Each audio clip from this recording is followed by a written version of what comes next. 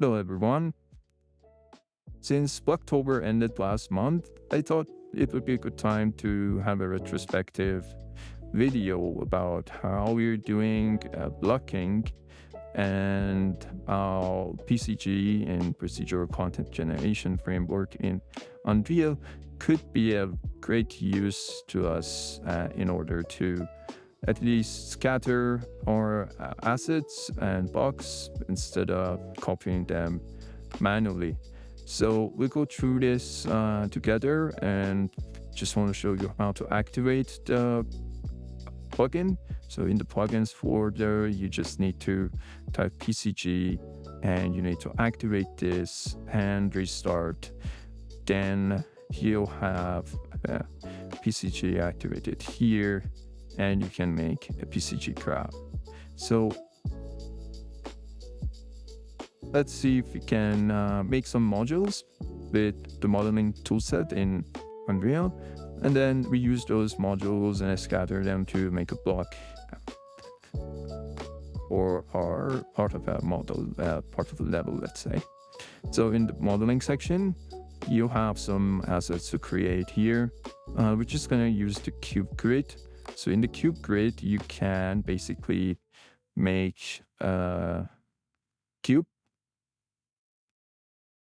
and this will be procedural, so you can pull sections out of it. And for example, we're gonna just pull this section and then gonna use this side, pull it once, twice, another time. And let's say we decide to lengthen this a little bit more, so we pull it again, and then here, so the dump, switch one more time, open it, again we select these on the side, pull it again. Let's say this is part of what we want to do.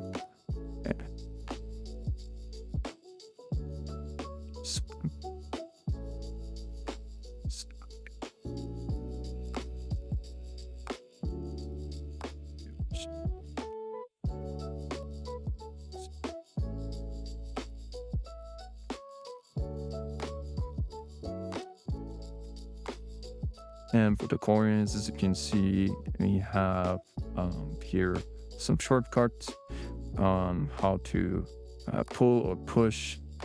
One way is to control drag, and the other one is to just push EQ. Right, I'm pushing E.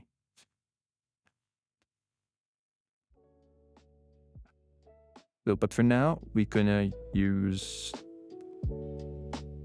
this piece. I want to spend more time on it. Let's accept in order to make this module work. And here, we're just gonna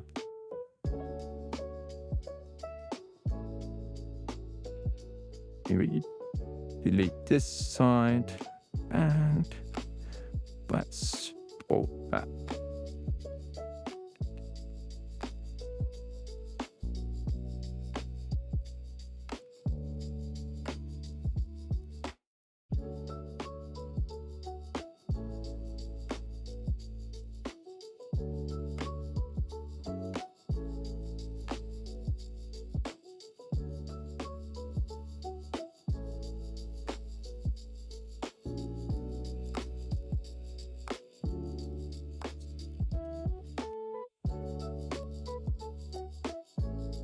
Right. So let's say we want to take this section and continue it forward with some repeatability. But if we just have to copy, then we have to copy it again, then we have to copy it again. And okay, let's say I want to rotate, then I have to make a copy for rotate. But we don't want to do that and spend this much on just manually copying, and basically this is a base of that. So let's say we want to use a spline here and scatter this object along the path. So just gonna delete these. Let's see, where is this asset now located? As you can see, it's in the third person generated admin. So it goes there. You can also select it here when you are generating assets here. Where do you want this to be located? In the current folder or in a auto-generated folder? So for now, I'm gonna also delete this piece. Let's just build our PCG here in a folder. We do PCG and create a PCG graph. Here there will be some available templates for you to build from, or just a default empty graph. But let's just go with this, or let's go with the default empty one, so you guys know how this thing is done. So I'm gonna just call it PCG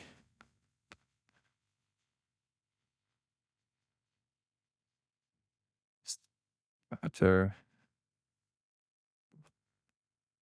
spline, and we open the graph. You see it's empty with just an input and output node here. So as you can see, what we can do is we can just ignore these two nodes here and start with get spline data. And here the actor filter is sub. So this graph will take the actor that has an spline or has this graph, a PCG component on it, and then start getting the spline data from that actor. And you can also filter by tag as well. So if the component has the tag that is written here, then just get the sample data from that. So you can have multiple splines and just one of them have the tag for this PCG graph. And then here, after get spline data, you can basically sample the spline, as you can spline sampler. Then it says on spline, horizontal, vertical volume, or interior of an spline, which is for a closed loop. But here we go with on spline, and instead of subdivision, we choose distance. So it just uses the distance. So scatter by this increment. And then here we go and say spawn. We can choose spawn actor, or you can choose spawn spline-mesh or static mesh spawner. I'll tell you the differences quickly, but let's just start for now with the static mesh spawner. Static mesh spawner will just spawn a static mesh based on this distance you mentioned here, so the distance increment. And if your spline bends, so if you have a curve in the spline, it just basically rotates the static meshes, but it doesn't deform it. So later, if you want to deform a mesh, I'll show you how it's done. But let's go with the static mesh spawner. And here in the mesh entries, you just add an index, and there you can say insert, just need one mesh entry. And here in the descriptor, we can choose the mesh that was here. And you can choose also an overlay material or override the material that is on it. Let's say we just go with a basic template material instance. Work. All right, so for now we don't see anything because we haven't used this graph that we just made yet. Let's say we have an actor here for this work.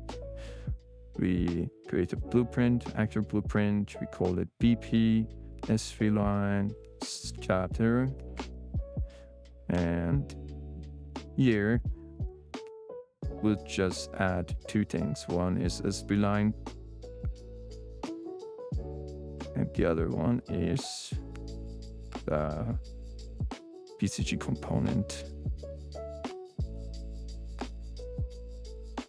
The only thing is you can also add a billboard just for you to be able to find it.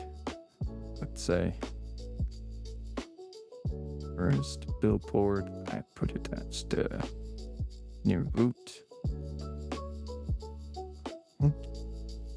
In the PCG component, we select the graph we just made. So PCG scatter along the spline and compile, save. Now, if I put this actor in the scene, you see that it starts to scatter. So put the first asset in there, and it is also overriding the material with the material we choose. So if I choose the endpoint of that spline, as you can see, the endpoint is here. If I choose the endpoint, since the incremental is just every 100 units, it is not putting a second box there. So if I increase the length, as you can see, I'll get more of these modules here. But as I was saying, if I rotate this now, just get multiple copies. It could work for your blocking, but the issue is, as you can see, they will collide with each other. So it's not perfect. I'll just put it on the unlit. So let's see the inside for a moment.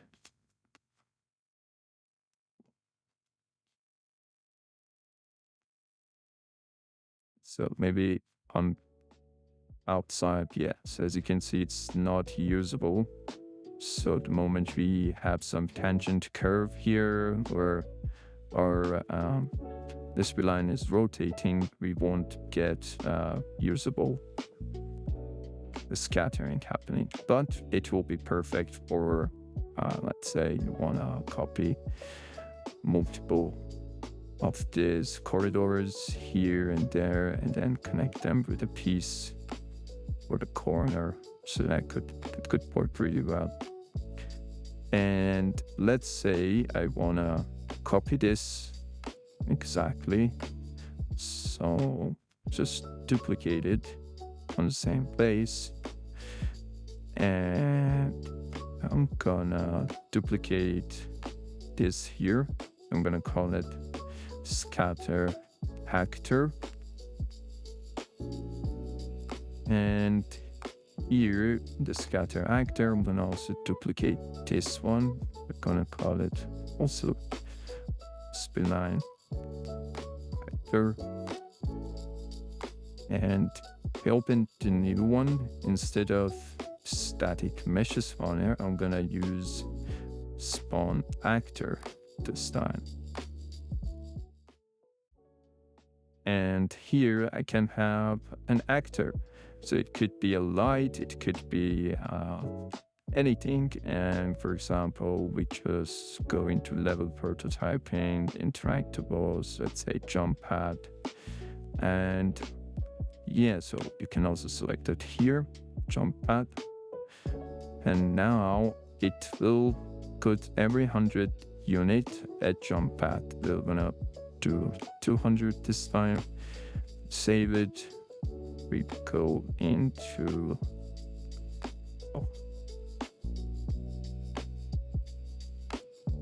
PCG folder, and we're gonna choose this asset here to duplicate one, and with the PCG component, we're just gonna change the PCG component to the new one. Spline actor, compile, save, and now here I just can replace also here. As you can see, it's just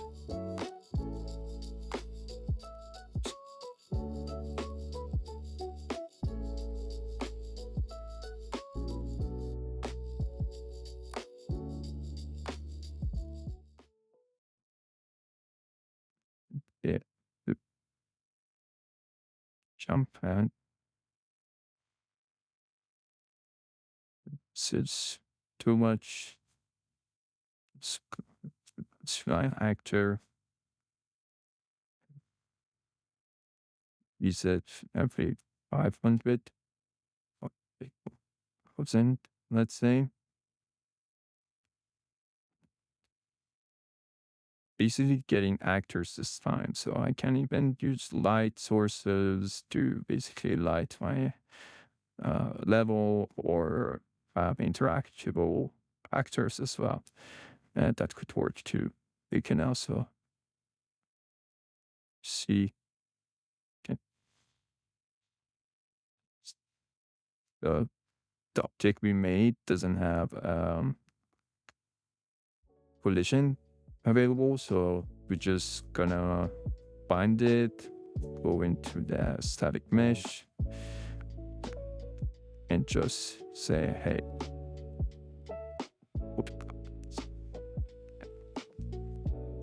then you see the static mesh doesn't work. So better way would be to remove the collisions. So number of collision primitives, we don't have any collision now.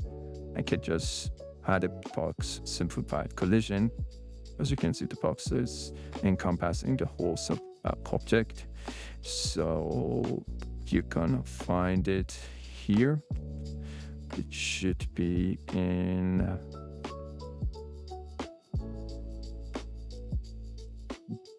the build settings section. No, that's in the collision primitives boxes. Here you should be able to change the size.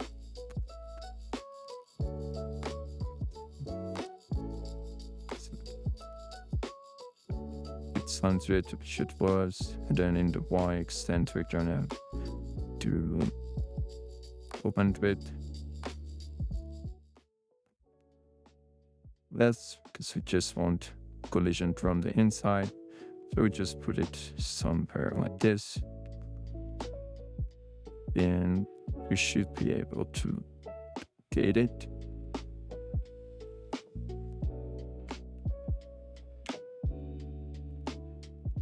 Yeah, hold Alt and move, and then you should be able to duplicate it. Then you can rotate it. Yeah. Big side. It doesn't matter as long as it just encompasses the interior walls. So in order to have this SV line be able to scatter the same thing, but in also a curve format. So let's say you want to do this, and you don't want this to happen. So you want the mesh to also be deformed rather than copied multiple times in order to make this curve happen.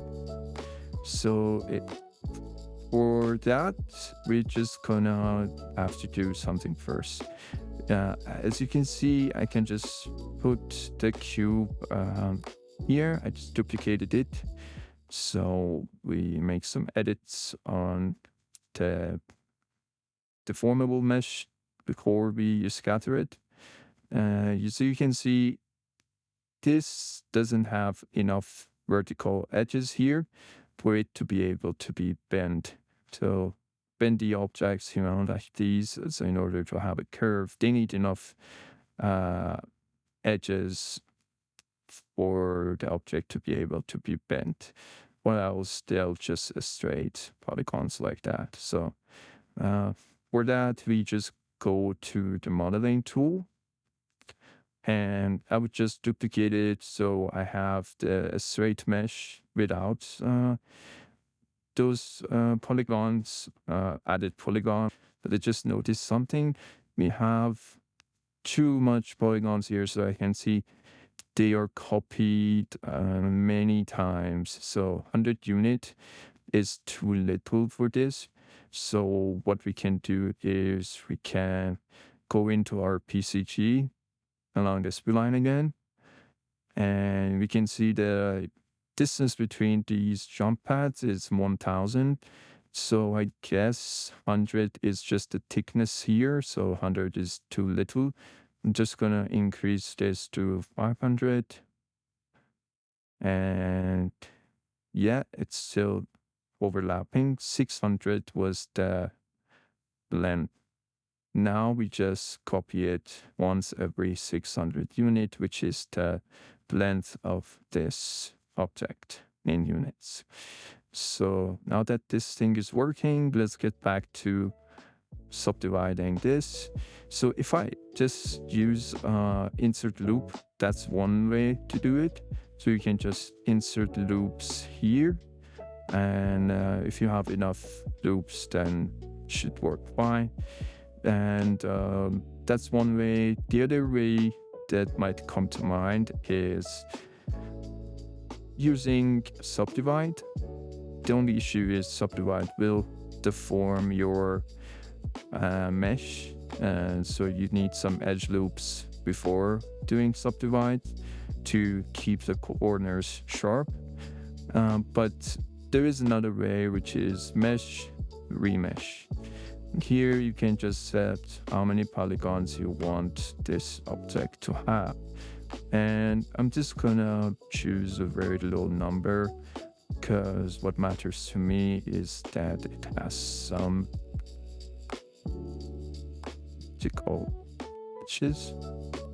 edges, all right? And then 460 would be enough. I'll just accept this, and I can now delete this, and just double check. You can see this thing should have, updated. Just gonna go back to the selection mode, and here you're just gonna make a new PCG actor, and in this PCG actor, I'm just gonna duplicate it. So this is just a blueprint actor, and I'm gonna just call this spline curve. And now instead of this one, I'm gonna delete this. Just put this spline curve there.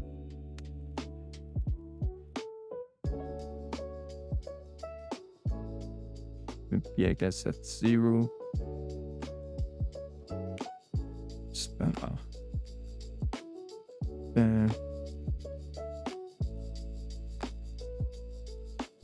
Let's say you want to curve this here and then continue a curvy path from this section, right? The only thing is I need to make a new graph for that. So I'm just gonna duplicate our original graph, and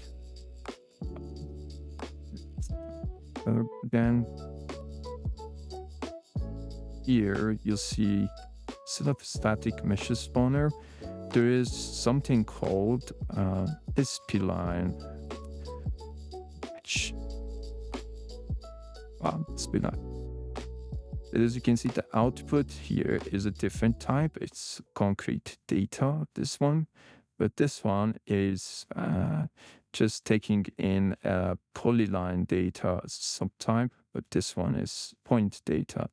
So what we need is to first convert this. In order to convert this, you can just type create spline. And now these points that are sampled from the original spline we had are going to be converted to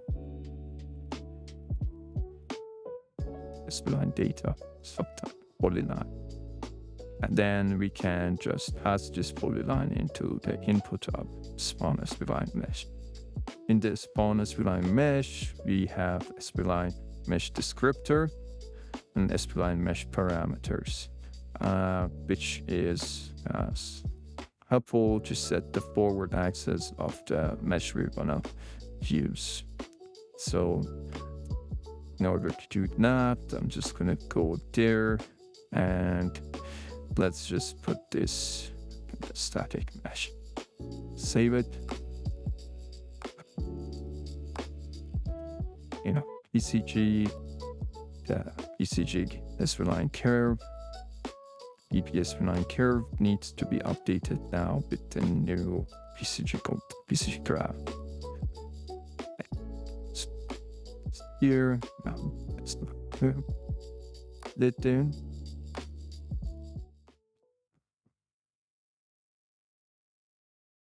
Let's see happening because it's small and example this forward like the straight spline mesh it's adding. Okay, so let's see if it is working for tangent up. It's deforming mesh, gearing it to the spline, which is what we wanted to do. So it's a bit janky, so it's very hard to work with splines in Unreal in a way that it's precise, but you can somehow manage it with a better view. So instead of using perspective view, you can always use the top view. Here you can be more precise about it. And yeah, that's it. So I hope it was useful to you guys, and we can use this method to now block faster, and hopefully we can use it as well for blockings in the future. And I'm not sure if it is somehow the best idea, but this is for big scenes and a lot of modules that you need to copy and place. It's very useful to me personally, so I hope it would be of interest to you guys as well. Just want to also test it once, just to show you one other issue that was also visible in the other PCGs we made. So you should always check the PCG graph, and here in the spawning of mesh that you're doing in this node, there is no collision active, so be sure to put it on block all or block all dynamics. Now we should get some player collision. Yeah, and let's see if I can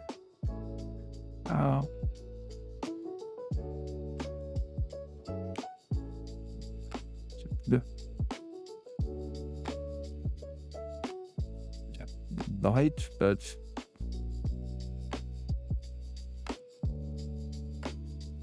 continue getting some lights as well. I'm just gonna put some light at the end of this tunnel for us to be able to see something over there.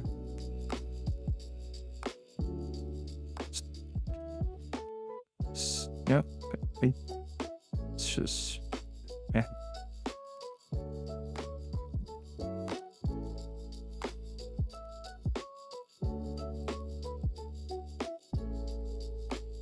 yeah, thank you very much. Hope you liked it. See you in the next video.